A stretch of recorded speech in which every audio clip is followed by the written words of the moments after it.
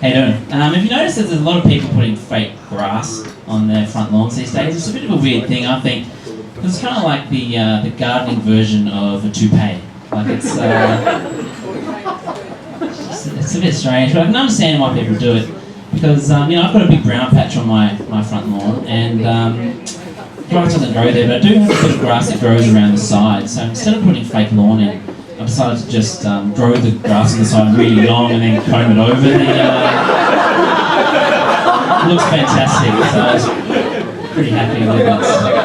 I went shopping recently. I had to get some toilet cleaner, and all the brands in the supermarket have these really full-on sort of descriptive names like super mega maxi strength industrial grade toilet cleaner. To me, I'm a little bit too embarrassed to buy that stuff because, to me, the strength of toilet cleaner you have is a direct indication of how much damage you're doing in the toilet. So, I'm a simple man. All I want is something that says, a completely normal strength toilet cleaner for a normal amount of damage done. Not too much to ask. What else can I talk about? I used to live in Melbourne. I used to live in a pretty dodgy suburb.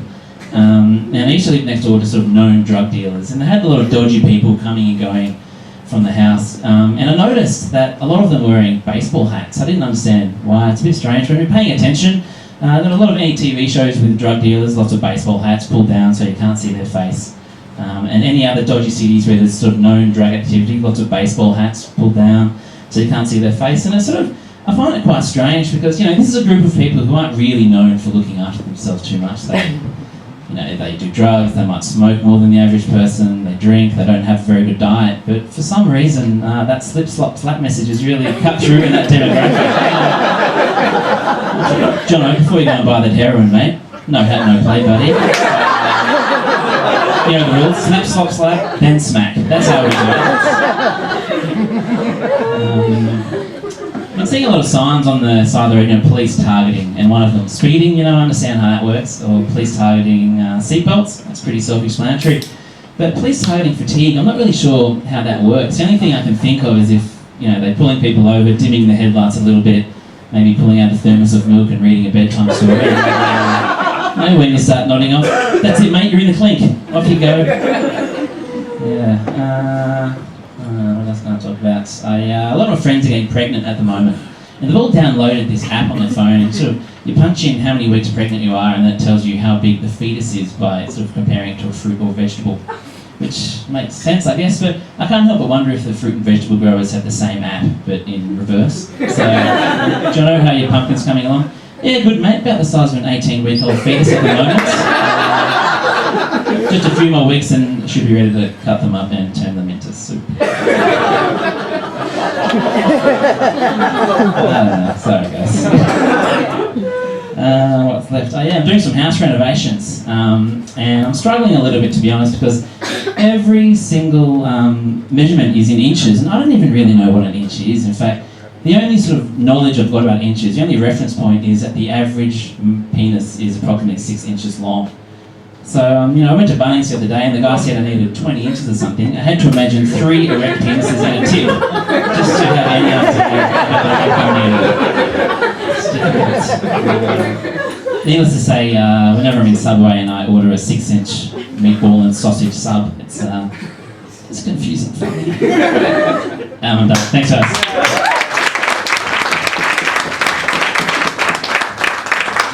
What a cool guy. He's a real cool guy. And I want to thank Luke Martin.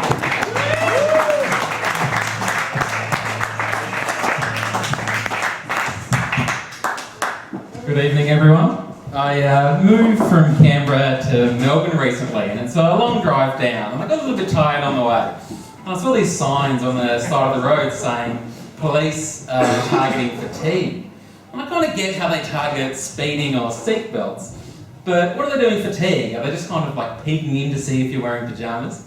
Or are they kind of pulling you over, dimming your headlights, giving you a hot Milo, reading you a story, and if you start to nod off, that's it, mate, you're in the clinic. You wouldn't want your first joke of stand-up to go any better than that, would you? So when we got to Melbourne, we weren't really sure which suburb to live in. And Melbourne's tricky because the dodgy suburbs have the most inviting, beautiful sounding names. Like if someone said, oh Luke, you should live in Sunshine, I would have thought, I bloody love Sunshine. Oh Luke, you should check out Broad Meadows. I would have gone, oh, Broad Meadows? Just imagining pretty girls on roller skates cruising down a hill to serve me an ice cream. But the weird thing is, like, there's a pretty good suburb called Balaclava. Like, if that's not inviting general riffraff into causing mischief, I don't know what is. But we ended up buying a house in the western suburbs, and the funny thing is, there's like a drug rehab centre just up the road. And I've noticed that the guys that are in the rehab centre are always wearing baseball caps. Like, all of them are wearing hats. And it's funny because these guys, they're not looking after themselves. Like, they do drugs, they drink, they smoke, they don't eat well or exercise. But when it comes to hats, man, that slip, slop, slap message is really getting through. The policy really should be, slip, slop, slap, then smack. But we ended up buying a house that was a bit run down, and a lot of the houses in the street are run down, and my neighbours are starting to renovate. And I've noticed that they're putting fake grass on their lawn, which is interesting because fake grass is kind of like a toupee for your lawn. And I've decided I'm never going to use fake grass. My lawn is just a big dirt patch, but it does grow a little bit on the edges. So I've just let the edges grow really long and then combed it over to the centre. It looks fantastic and no one can tell the difference. My brother visited recently. So naturally the first thing I did when he left was go to buy some toilet cleaning products. And I've noticed that the language they use to sell toilet cleaners is all like super mega maximum power strength cleaner. They're going about it all wrong. Like, that just implies that you are causing such an embarrassing amount of damage to the bowl that you need an industrial grade cleaner to sort it out. I reckon the language really should be totally normal strength for a normal amount of damage done. Went to the shops to get some underpants as well, and I realised it was the first time I've ever had to buy a pair of underpants because my mum usually gets me a Rio 12 pack for Christmas that has me covered for the year. And it's trickier than I thought to buy underpants, to pick the right size, because I've got a size large ass, but I've got a size small penis. I'm not really sure how to do that. But I'm also really bad with imperial measurements, like inches and feet, because I grew up on metric, centimetres and metres.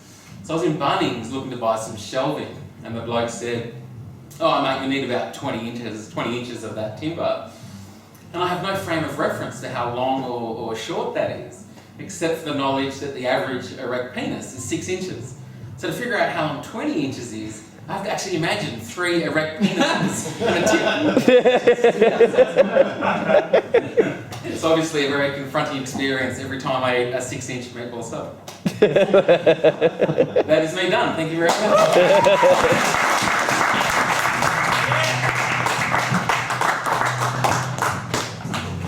Luke Martin, everybody. Did you say that was your first gig, man? Yeah. That was awesome.